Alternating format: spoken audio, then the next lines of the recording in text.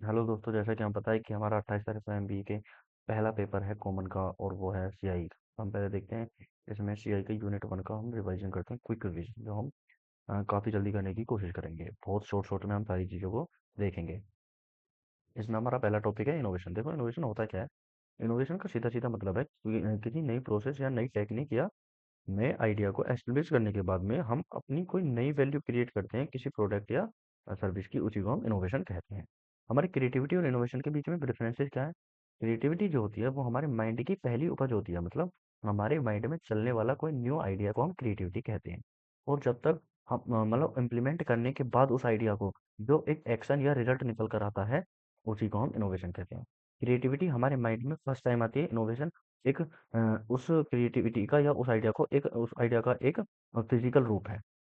Creativity जो है वो इंडिविजुअल पर्सन के दिमाग में भी आ सकती है या एक ग्रुप के दिमाग में भी आ सकती है। लेकिन इनोवेशन जो है वो किसी ना किसी ऑर्गेनाइजेशन के अंदर होगा। क्यों? ऐसा क्यों कह रहा हूँ मैं? ऐसा इसलिए कह रहा हूँ क्योंकि वो मैटर नहीं करता कि वो ऑर्गेनाइजेशन बड़ी है या छोटी है।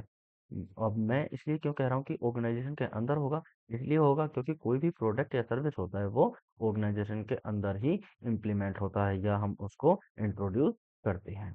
इसमें हमारी टीम्स के ऊपर भी बात कर सकते हैं। क्रिएटिविटी जो होती है वो अगर हम टीम्स के अंदर बात करें तो किसी टीम का एक साथ कंबाइन होकर कुछ नई चीज निकालना वो हमारी क्रिएटिविटी हो जाती है, और उसी चीज को इम्प्लीमेंट कर देना वो एक टीम का इनोवेशन हो जाता है। नेक्स्ट देखते हैं बिजनेस मॉडल इनोवेशन। देखो बिजनेस मॉडल इनोवेशन में क्या होता है। बिजनेस मॉडल इनोवेशन तीन चीजों पर डिपेंड करता है। एक तो किसी भी प्रोडक्ट या सर्विस की वैल्यू को क्रिएट करना, वैल्यू को डिलीवर करना और उस वैल्यू को मॉनिटर करना या कैप्चर करना। इसके फायदे क्या हो सकते हैं। एक तो हमारी ग्रोथ को इंक्रीज करता है, और कंपटीटर्स को कॉपी करने में बहुत मतलब डिफिकल्ट होता है, और उसका एडवांटेज होता है कि ये काफी लंबे समय तक चल सकता है। इससे हमारी गुडविल अच्छी होती है और हमारी सेल्स इंक्रीज हो सकती हैं। इसको हम क्रिएट कैसे करेंगे। पहले हम कस्टमर वैल्यू को देखेंगे, अपनी स्ट्रेंथ और कैपेबिलिटीज को देखेंगे, अपने ऑब्जेक्टिव्स को देखेंगे, अपना बेंचमार्क सेट करेंगे। फिर हम अपने मॉडल को चूज करेंगे, उसके बाद में हम उसको अप्लाई करके मॉनिटर करना स्टार्ट कर देंगे। नेक्स्ट हमारी 4 अप्रोचेस होती हैं बिजनेस मॉडल इनोवेशन की। पहली अप्रोच क्या है? The reinventor approach. और दूसरी क्या है? The maverick approach. और तीसरी क्या है? The adapters. और चौथी क्या है?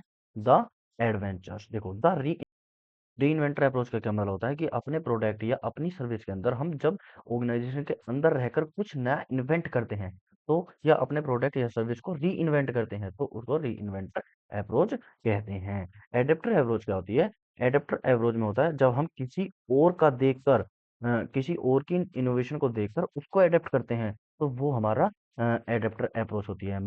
मैवरिक अप्रोच क्या होती है? सोच अलग काम अलग। मतलब मैवरिक अप्रोच का मतलब होता है आउट ऑफ द बॉक्स सोचने आउट ऑफ द बॉक्स सोचने और ट्रेडिशनल तरीके तोड़कर नए इनोवेटिव सॉल्यूशंस लाना। या अप्रोच मतलब ये अप्रोच उन लोगों के लिए होती है जो रूल्स फॉलो करने के बजाय नए रूल्स बनाने और रिस्क लेने से नहीं डरते। मतलब कहने का मतलब ये है कि जब कोई टीम का मेंबर आउट ऑफ बॉक्स सोचकर कुछ नया इंट्रोड्यूस करता है किसी ऑर्गेनाइजेशन के अंदर, किसी प्रोडक्ट या सर्विस के लिए, तो उसको हम मैवरिक अप्रोच के अंदर इंक्लूड करते हैं। एडवेंचर अप्रोच क्या होती है? जब हम अपने प्रोडक्ट या सर्विस को किसी नए न्यू मार्केट या किसी किसी नए मार्केट या उसको एक्सप्लोर करने के लिए हम न्यू टेरिटरीज के अंदर उसको इंट्रोड्यूस करते हैं, तो वो हमारा एडवेंचरर अप्रोच होता है। इनोवेशन प्लेटफॉर्म्स हमारा नेक्स्ट टॉपिक है।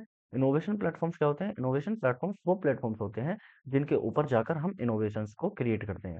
इसमें हमारा पहला प्लेटफॉर्म क्या हो सकता है? पहला प्लेटफॉर्म हो सकता है हमारा डिजिटल प्लेटफॉर्म। मतलब डिजिटल प्लेटफॉर्म जैसे हमारे सोशल मीडिया है। दूसरा क्या हो सकता है? टेक्नोलॉजी बेस्ड ओपन प्लेटफॉर्म, जैसे हमारा एक लाइनेक्स सॉफ्टवेयर है, काली लाइनेक्स, जो सिस्टम्स पर वर्क करता है, जो किसको टक्कर देता है? माइक्रोसॉफ्ट और एप्पल को टक्कर देता है। नेक्स्ट है idea management platform. Idea management platforms वो प्लेटफॉर्म्स होते हैं जिनके ऊपर लोग आकर अपने अपने आइडियाज को शेयर करते हैं। देखते हैं कि कौन कौन से सोर्सेज हमारे इनोवेशन के अंदर हो सकते हैं। तो पहला हमारे एक तो इनसाइड सोर्सेज हो सकते हैं और एक आउटसाइड सोर्सेज हो सकते हैं। तो इनसाइड में क्या क्या हो सकते हैं? हमारे एम्प्लॉयज हो सकते हैं, रिसर्च एंड डेवलपमेंट डिपार्टमेंट हो सकता है, इंटरनेट इंटरनल कोई प्रोसेस हो सकती है, या कंपनी का कल्चर या लीडरशिप हो सकती है। और आउटसाइड में हमारा कस्टमर या मार्केट का ट्रेंड हो सकता है, बाहर का कंपटीशन हो सकता है, सप्लायर या बिजनेस पार्टनर्स हो सकते हैं, वो कुछ टेक्नोलॉजी ला सकते हैं, या कोई टेक्नोलॉजी या नया स्टार्टअप हो सकता है, या गवर्नमेंट के कुछ नए डिसीजंस हो सकते हैं। ये हमारे इनोवेशन की अपॉर्चुनिटीज होती हैं। को क्रिएशन का मतलब क्या है? कस्टमर, एम्प्लॉय, सप्लायर और जितने भी अलग थर्ड पार्टीज हैं के साथ मिलकर नए प्रोडक्ट सर्विस या सॉल्यूशन को डेवलप करना, उसी को हम क्या बोलते हैं, को क्रिएशन बोलते हैं। उसी को हम क्या बोलते हैं, को क्रिएशन बोलते हैं। इसका कहने का मतलब यही है कि कोई अगर कस्टमर या एम्प्लॉयज या सप्लायर के साथ मिलकर हम जब कुछ नया क्रिएट करते हैं अपने प्रोडक्ट के अंदर या अपनी सर्विस के अंदर, या कोई हम उसके अंदर सॉल्यूशन डेवलप करते हैं, तो वो हमारा को क्रिएशन कहलाता है। तो हमारा नेक्स्ट टॉपिक क्या है, क्रिएटिव डिस्ट्रक्शन। देखो क्रिएटिव डिस्ट्रक्शन का सिंपल सा मतलब है कोई नई चीज इंट्रोड्यूस हुई हो, उसकी वजह से सेम उसी एरिया की जो पुरानी चीज थी वो डिसमेंटल हो जाए या वो बिल्कुल खत्म हो जाए। जैसे पहले के जमाने में हम डीवीडीज का यूज करते थे कोई भी मूवी देखने के लिए, लेकिन आज के जमाने में हम उन्हीं मूवीज को देखने के लिए हम सोशल मीडिया प्लेटफॉर्म्स का यूज करते हैं। तो वो हमारा इनोवेशन कहलाता है, और जिसके अंदर ये क्या हुआ है, क्रिएटिव डिस्ट्रक्शन हुआ है। नेक्स्ट क्या है, इनोवेशन एनवायरनमेंट। इनोवेशन एनवायरनमेंट मतलब किसी भी टीम के द्वारा बनाया गया वही एनवायरनमेंट जो इनोवेशन के लिए बेनिफिशियल होगा, वही हमारा इनोवेशन एनवायरनमेंट कहलाता है। नेक्स्ट क्या है, process of creating innovative environment. तो इसको देखते हैं, प्रोसेस क्या है कोई भी इनोवेटिव एनवायरनमेंट को क्रिएट करने के लिए। देखो पहला क्या है, role model. Ask powerful questions, engaging in creative thinking and use tools and exercise to get people out of the box. लोगों को ज़्यादा से ज़्यादा सोचने पर मजबूर करो, मतलब मजबूर नहीं करना है, लेकिन उनको ज़्यादा से ज़्यादा सोचने के लिए बोलना है और उनको एंगेज करना है। और dish out recognition, recognize the right thing including when mistakes move you to the another level. मतलब गलतियां करने से उन्हें रोको मत, अगर वो गलतियां नहीं करेंगे तो कुछ नया करने की कोशिश भी नहीं करेंगे। Make it safe to explore, मतलब let it be okay to explore new or even crazy ideas. Talk about what is beyond possible and what you can see or the resources you currently have. जो भी आपके पास अभी resources हैं उनको अच्छे से अच्छे यूज करना, उनको बताना चाहिए, किसको, अपने टीम एम्प्लॉयज को। प्रोवाइडेड टाइम एंड रिसोर्सेज, अच्छे से अच्छा रिसोर्सेज और टाइम उनको हम प्रोवाइड कराएंगे। Always search for the second right answer, अगर कोई एक गलती हो गई तो दूसरा आंसर लेने के लिए रेडी रहना चाहिए।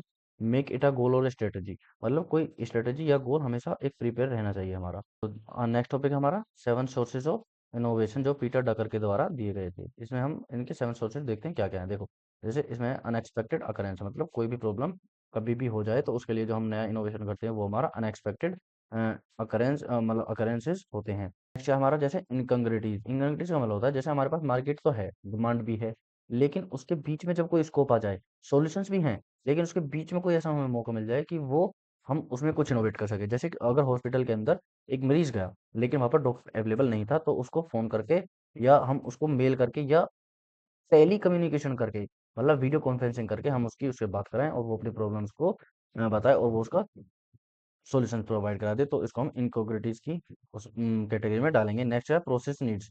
काम तो मतलब कोई भी काम है, अगर उसको बेहतर करने के लिए कोई भी नया प्रोसेस के अगर नीड हो रही है तो उसके बीच में जो हमारा नया इनोवेशन का एक स्टेप आएगा उसको भी बोल सकते हैं।